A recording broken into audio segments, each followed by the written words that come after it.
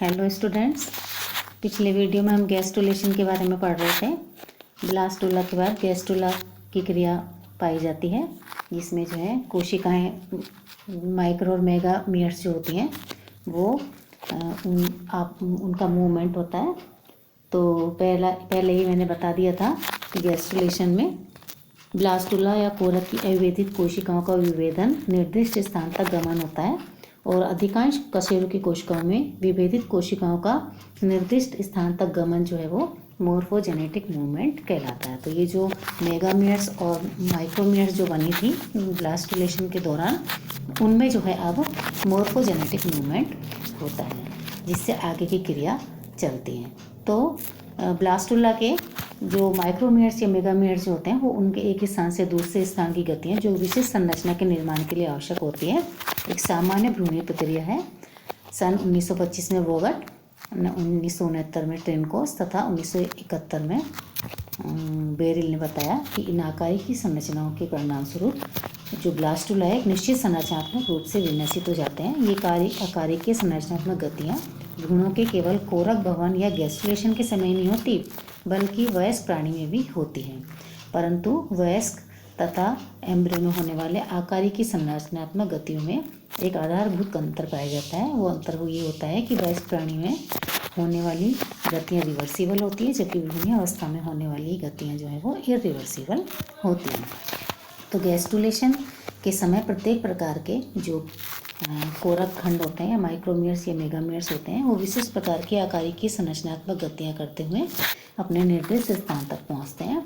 और ये गतियाँ जो हैं वो दो प्रकार से होती हैं, एक तो एपिबोली और एक एम्बोली।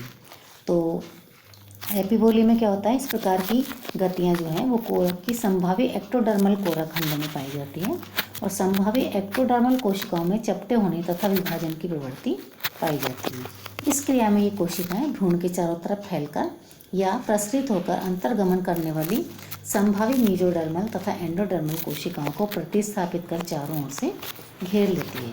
संभावी एक्टोडर्मल कोशिकाएं केवल ब्लास्टोपोर को छोड़कर संपूर्ण भ्रूण को चारों तरफ से घेर लेती है। वे इस तरह एक उपकला का निर्माण कर लेती हैं, उपकला स्तर का निर्माण कर लेती हैं। अध्यरोहण गतियाँ कोशिकाओं तथा अमीबाद गति द्वारा होती हैं। अध्यरोहण गति के समय कोशिकाएं केवल गति ही नहीं करती बल्कि निरंतर विभाजित भी होती रहती हैं। ये कोशिकाएं भ्रूण के अग्रपश्च दिशा में फैलती हुई संपूर्ण भ्रूण को चारों तरफ से घेर लेती है।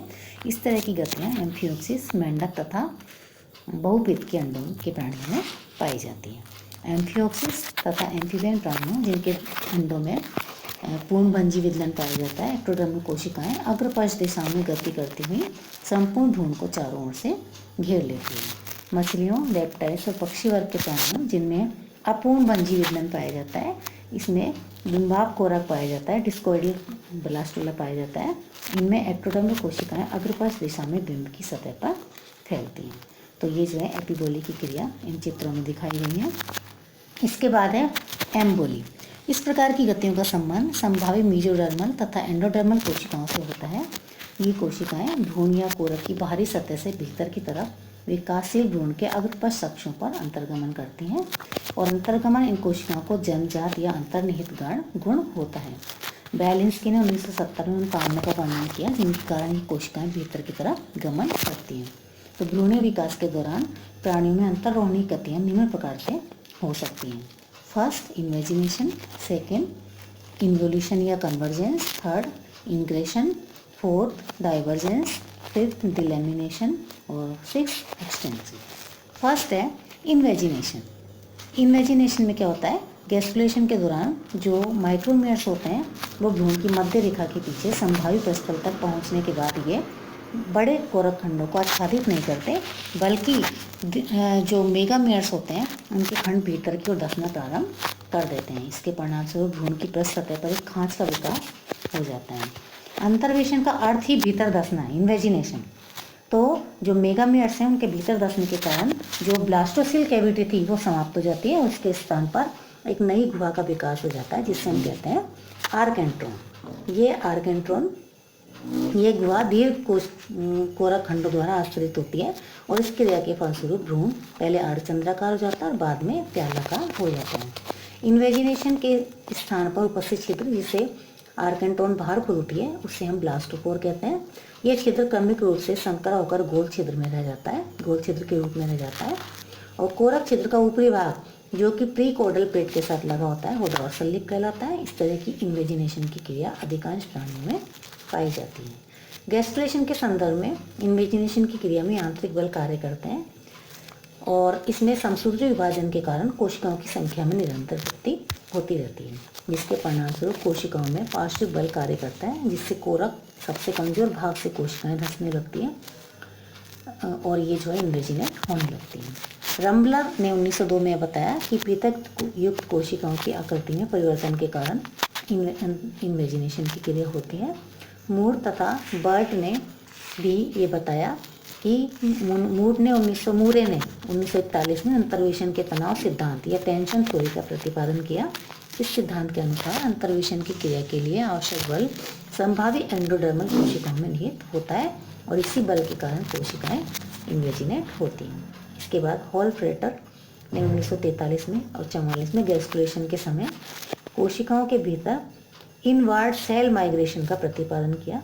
इनके अनुसार कोशिकाओं का अंतर्वेशन भ्रूणीय कोशिकाओं का जन्मजात गुण है।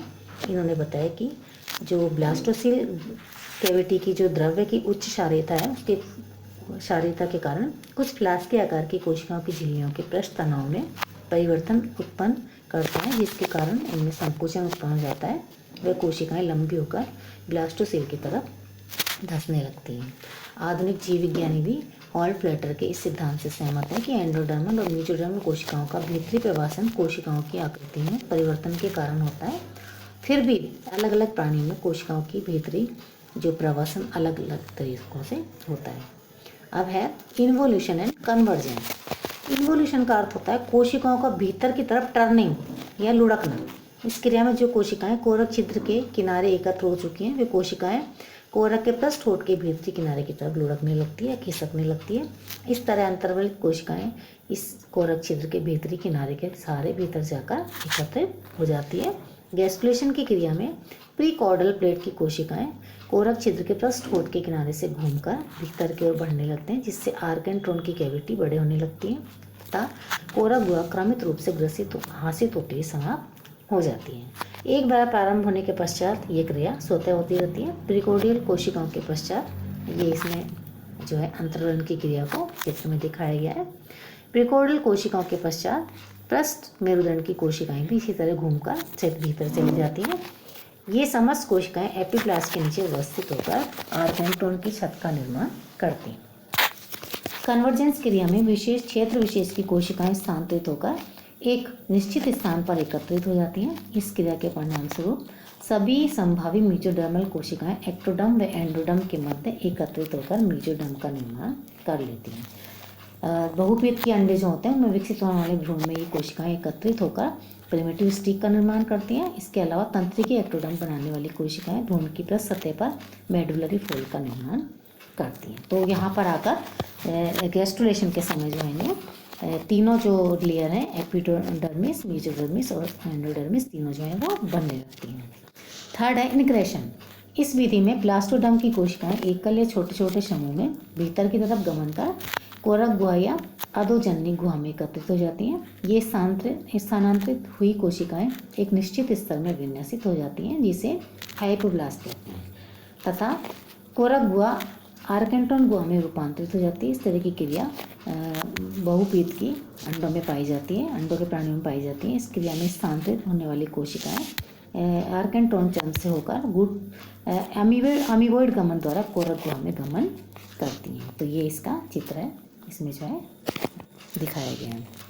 इस प्रकार इनमें जो है मॉर्फोजेनिक मूवमेंट इनमें पाया जाता है और ये मॉर्फोजेनिक मूवमेंट जो है वो इन 5 या 6 क्रियाओं के द्वारा पाया जाता है, जिसमें जो है अलग अलग तरह से जो माइक्रोमियर्स और मेगामियर्स होती हैं ये जो है अलग अलग तरह से उस कैविटी के अंदर आर्केंट्रोन कैविटी के अंदर धंसती जाती है और भ्रूण को उस प्यालेनुमा संरचना में परिवर्तित कर देती हैं। और इस तरह से जो है ये ब्लास्टुला के अंदर ये जो है ये मॉर्फोजेनेटिक मूवमेंट के द्वारा त्रिस्तरीय भ्रूण बन जाता है, जिसमें 3 प्रकार की लेयर्स जो है वो बन जाती हैं। तो मॉर्फोजेनेटिक मूवमेंट में ही आगे की जो क्रिया है या जो 3 और 4 जो बची हैं वो हम अगले वीडियो में पढ़ेंगे। Thank you.